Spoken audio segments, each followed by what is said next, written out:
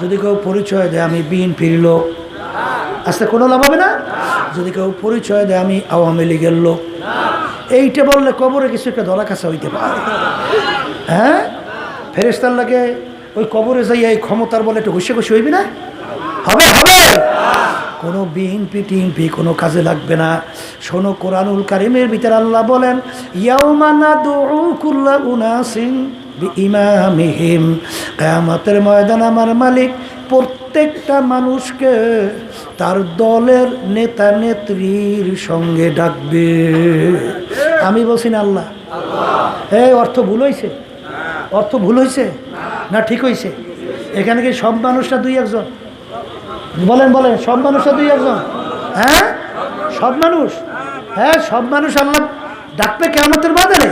কাদের সঙ্গে ডাকবে? তার দলের নেতা নেত্রীর সঙ্গে ডাকবে। ডাইকে আমার মালিক বলবেন তোর দলের নেতা নেত্রী যেদিকে যায় ওদের পিছনে পিছনে সেই দিকে চইলা যা।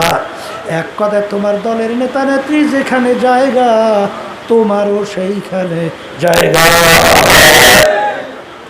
আমি বলছি না আল্লাহ বলছে? আমি বলছি না আল্লাহ বলছে?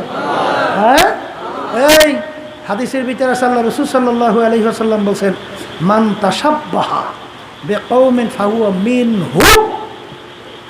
দুনিয়ার ভিতরে তুমি যেই দলভুক্ত হয়ে চলবা, যেই দলের নেতা নেত্রীকে নেতা নেত্রী হিসেবে মানবা, আল্লাহ রাসূল সাল্লাল্লাহু আলাইহি ওয়াসাল্লাম বলে কিয়ামতের ময়দানে তুমি ওই দলভুক্ত হইয়া উঠবা।